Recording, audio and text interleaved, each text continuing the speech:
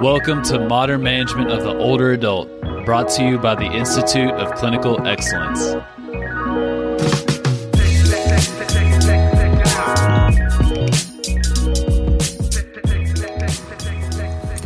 Hello everyone, welcome to the Modern Management of the Older Adult podcast, brought to you by the Institute of Clinical Excellence. I am a TA within the Older Adult Division. My name is Dr. Samantha Chamberlain, and I would like to talk to you about cardiac function, but providing that care for individuals in a standalone outpatient setting. So the reason that this is the topic is because I recently realized how underutilized cardiac rehabilitation is, and I recognize that there is a place for us at this table, and that we could really be helping people out a lot better or in a more accessible way than what cardiac rehab tends to be currently. So it's underutilized. We have a big role to step in, and I believe that we can do this. We have the knowledge, the ability, and probably the capacity to do it, and it needs to be done. So things that you need to know to be able to offer cardiac rehabilitation is you have to monitor. And if you're in an outpatient setting outside of a hospital, so it's not a hospital connected outpatient setting, you cannot call it cardiac rehabilitation. So cardiac rehabilitation under a Medicare definition has its own billing codes and all of that. It's not the 9700 series, it's or 97,000 series, it's something else. So you can't bill it like cardiac rehabilitation, but you can call it heart therapy or cardiac wellness or cardiac therapy.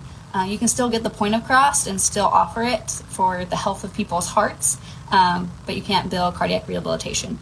And that sounds crazy, and it sounds like, oh, if there's certain codes for it and it's called cardiac rehab, then why would I want to offer it? And there's several reasons, and we'll get into that. But primary things you need to know is that you need to be able to monitor vitals, and you need to kind of know where their heart function is at. And you should be able to get that information from them or their doctor or their chart. Like everyone can pull it up on their phones for the most part, or has a printout from their physicians. So when you think about cardiac rehab, that definition is to have a physician on site and accessible within the building or connected building. So again, we can't offer a cardiac rehabilitation, but we can offer cardiac therapy or heart wellness programs and different stuff to people, because the barriers that do exist to get people to cardiac rehab are very high. So the point of this is to let you know that cardiac function can improve, and to kind of start thinking of it as what it is. It's a muscle. The heart's a muscle, but it scares us, and that's understandable, because if we overuse a quad, or if we make people too sore from doing too many squats or whatever it may be, they rest, they recover, they tell us about it, like, I was so sore, I didn't want to come back. They might walk a little slow for a few days, and then they're fine. But if you fatigue a heart, it gets a little bit more risky and a little scarier, and there's usually some medical intervention that's needed beyond just resting and recovering, right? So which is likely why most PTs are not providing a cardiac program. And it's probably why most cardiac rehabilitation programs are at a hospital or within a healthcare system connected to a hospital system with a physician immediately available. So by offering cardiac therapy or a heart wellness program, we can meet these needs. And so I feel the need to talk to this and to speak to boosting your ability and willingness to take on these patients, because it's really about changing lives. When someone has an orthopedic surgery, for example, in most cases they are offered PT in some way, and a PT intervention is needed to help regain full function, or to efficiently do that and effectively do that, and to get mobility back and to get confidence to walk back or to do things like they were doing before.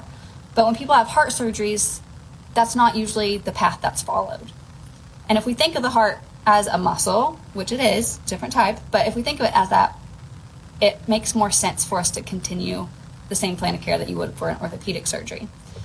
So sometimes they're offered cardiac rehab, but usually it's like an option in passing in most cases that I've experienced.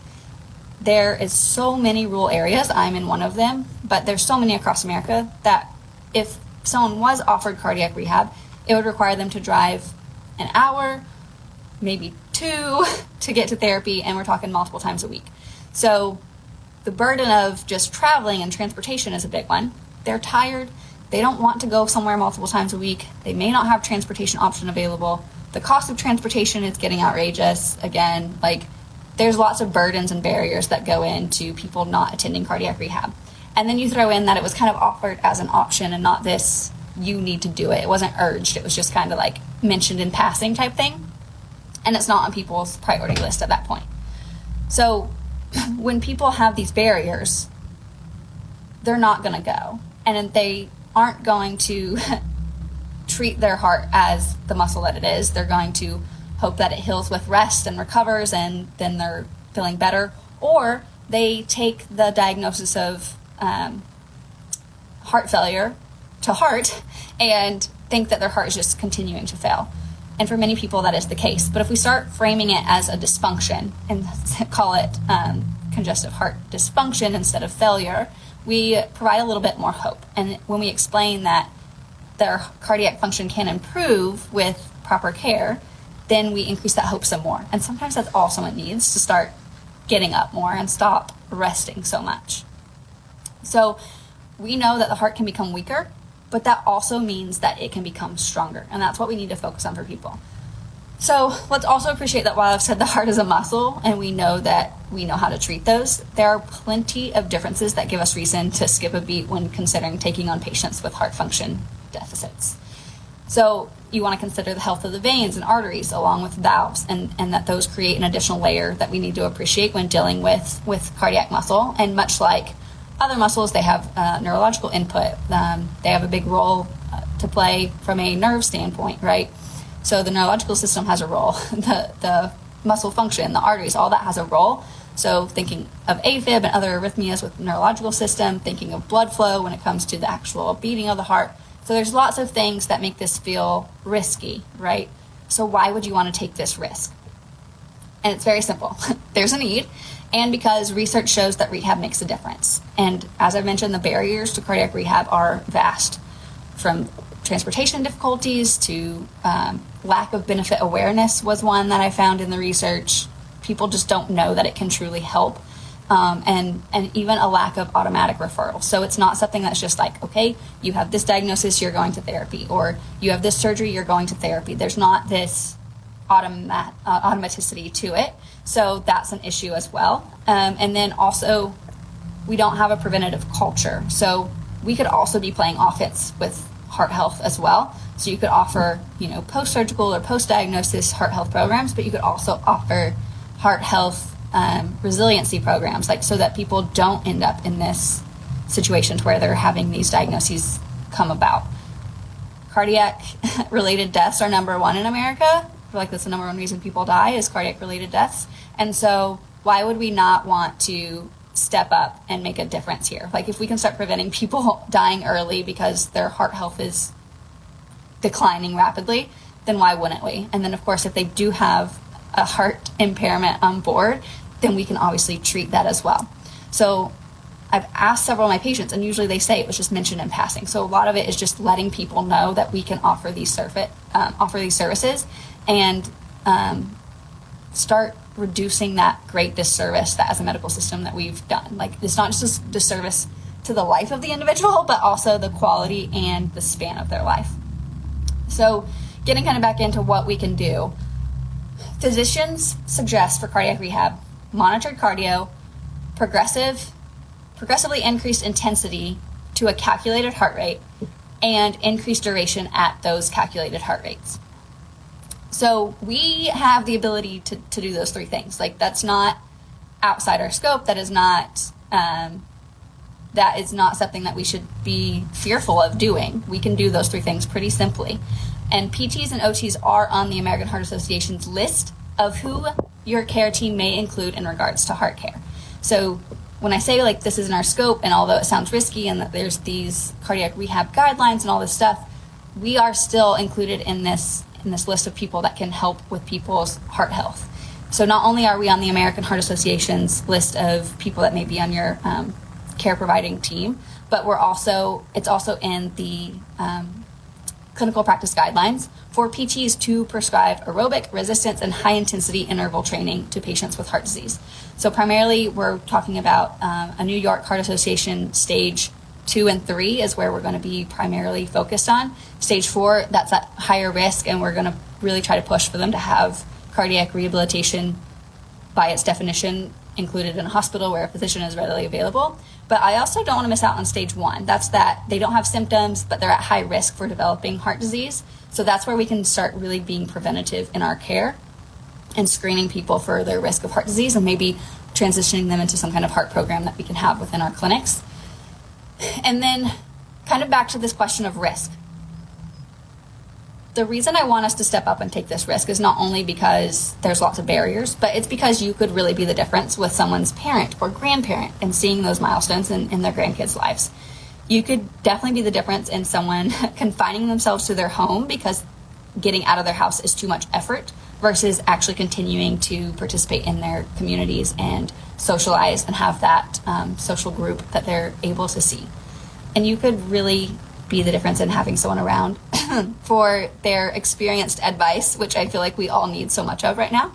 And without us starting to take time to treat these people, it's just going to continue to climb on those numbers of people being affected by heart disease and ultimately passing away due to not having the care that they need or knowing that their heart can improve instead of just once they get that diagnosis or once they know that their ejection fraction is low or once they know that they have coronary artery disease they just think it's kind of a death sentence, so to speak.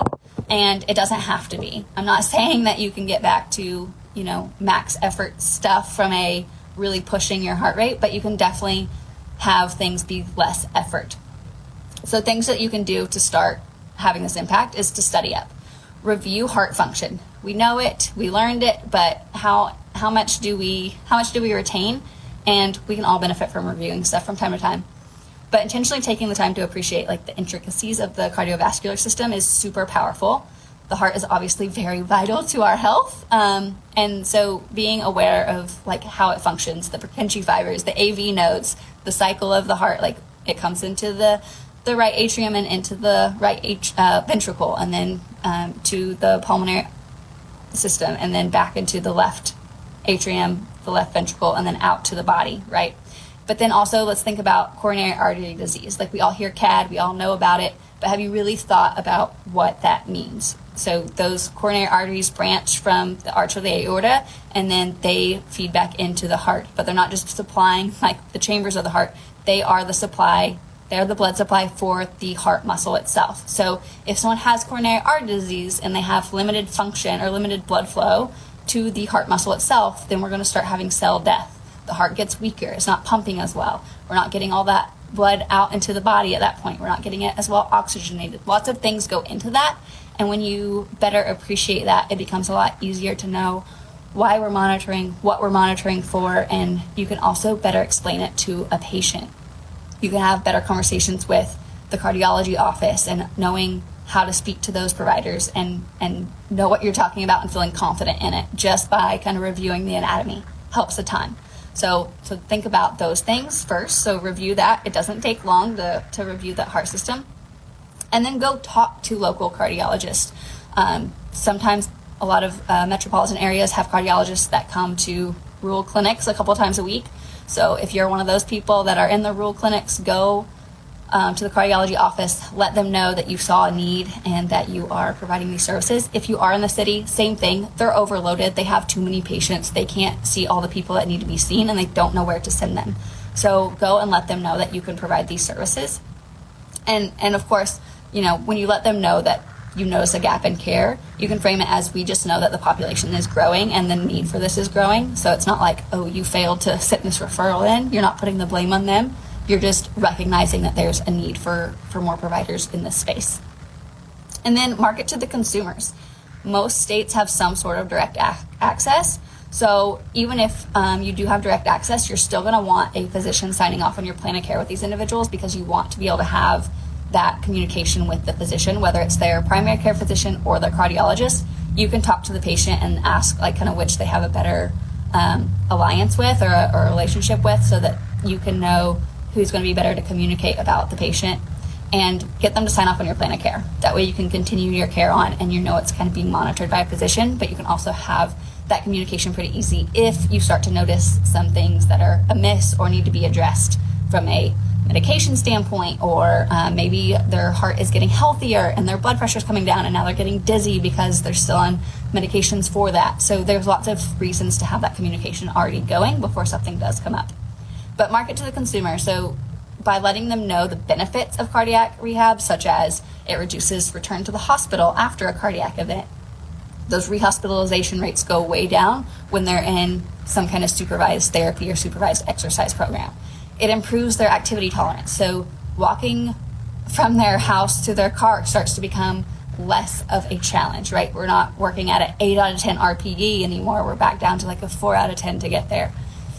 And it's a long haul. Like, this is going to be an 8 to 12 week program. You're not giving them 6 weeks and then saying, see you later. You're doubling that. You really need to be at that like 12 week mark to truly have those benefits. And then you're trying to push them to a exercise program like Silver Sneakers or a local gym or senior center that has regular exercise. But you're going to want them to know that it needs to be at a high intensity. Yes, I just said high intensity for cardiac therapy. We need these people pushed at a higher level than what we're usually comfortable with. But to do that, we have to provide a lot of education to the individual. They have to be able to self-monitor their symptoms, because if they don't, then that's when they start getting in trouble, right? Interval training is the best way to do this, because you do 10 seconds of high intensity and 50 seconds of rest to get their heart rate back down so they're not like pushing those thresholds.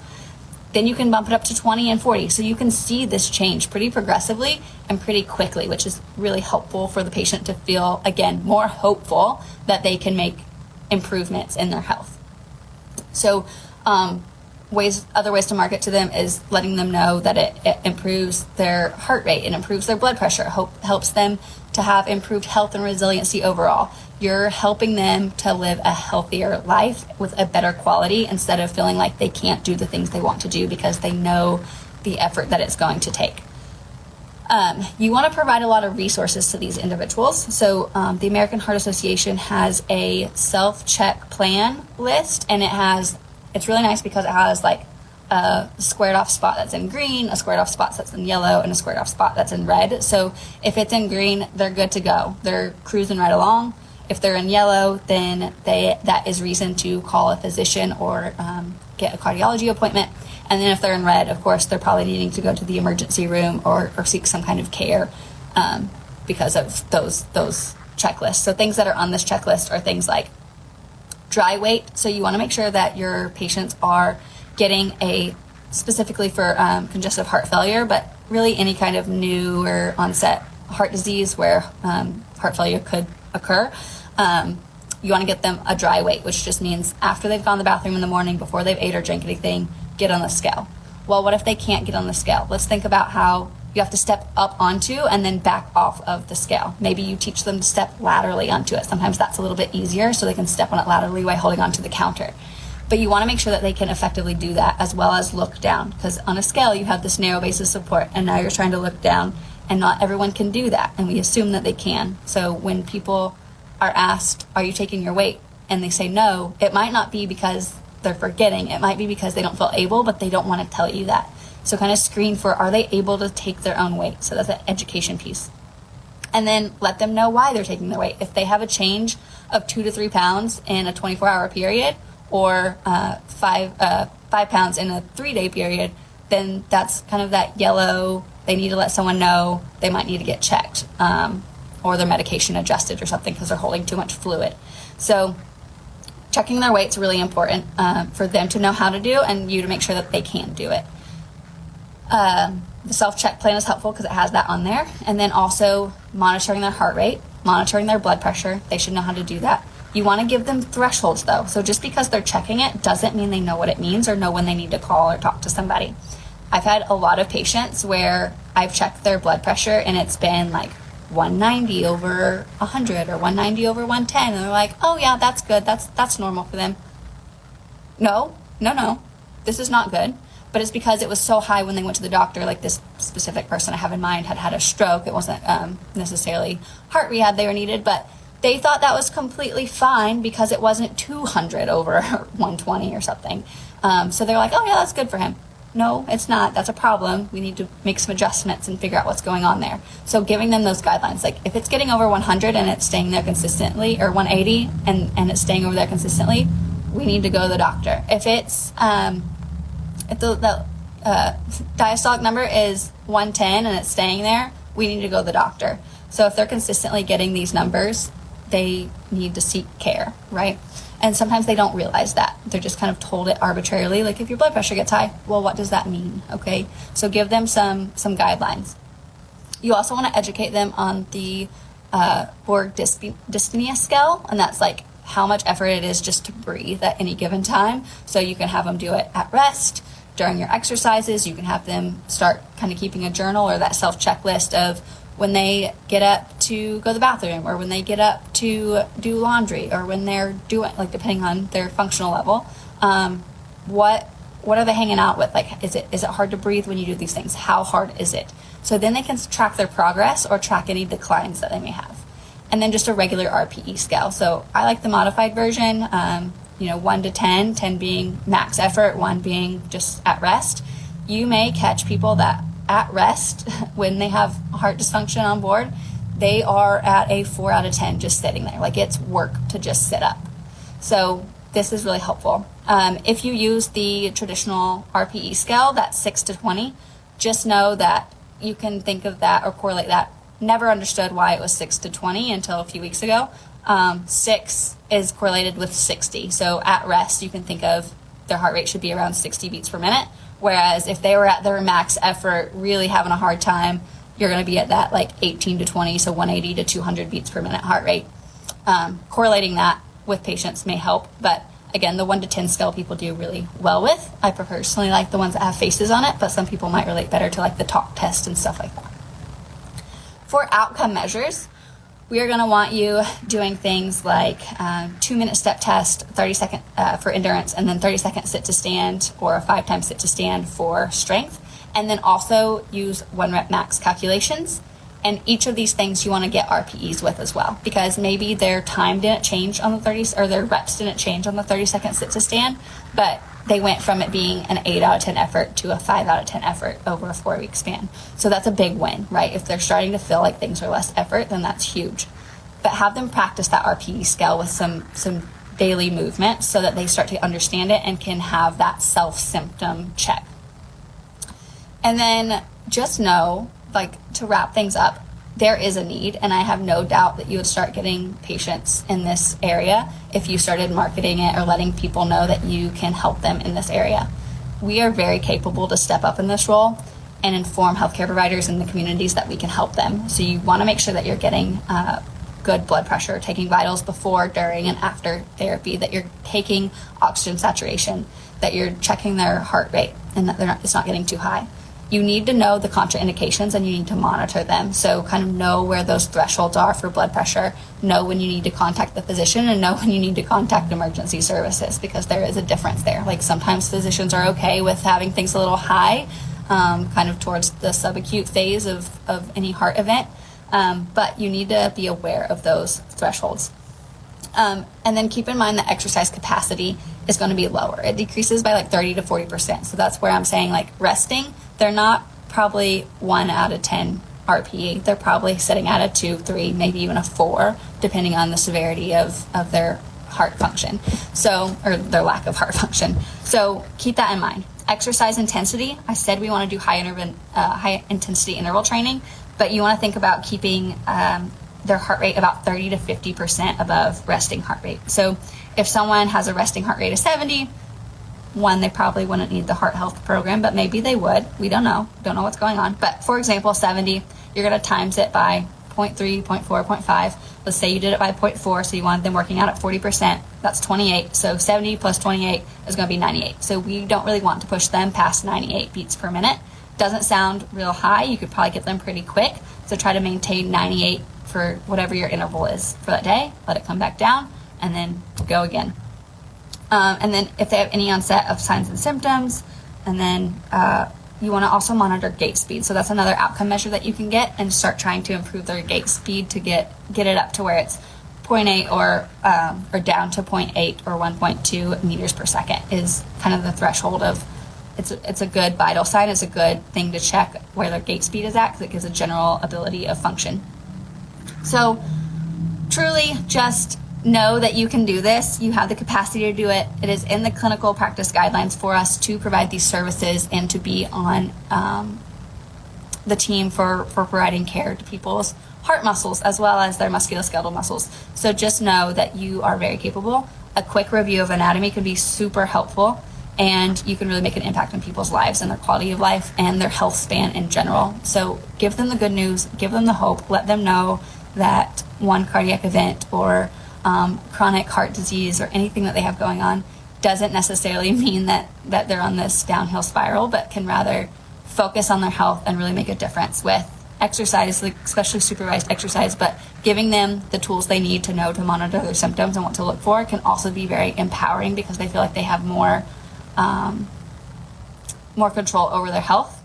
And then if you need one more little nugget to help you feel confident about this, during COVID, they had cardiac rehabilitation programs and hybrid cardiac rehabilitation programs, whether it was a phone call or patients doing videos at their house, had similar outcomes. So it was just it was compliance more than anything, and self-monitoring. So if we can teach patients to self-monitor and do this safely without adverse events, I have no doubt that you guys can also step up and provide this care with safety in providing this care to individuals.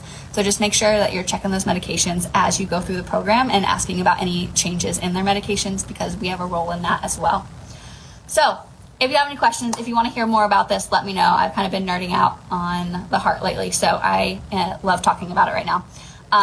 Upcoming courses for MMOA, we have 2 live courses on August 3rd.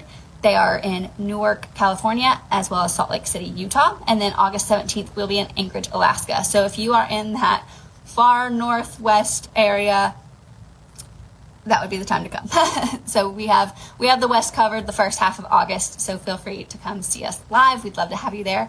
And then Level 1, the online 8-week course, Level 1 starts August 14th, and then our next Level 2 course starts October 17th. So if you want to come hang out with us, learn more about cardiac rehab or anything else older adult related, come see us. Thank you for listening to the MMOA podcast. If you found this helpful, please share with someone that could benefit. And if you're looking for more practical content to help you better serve older adults, head over to www.mmoa.online, where you can learn more about our free resources, our community, continuing education courses, and our certification. Once again, that's www.mmoa.online. Thanks for listening.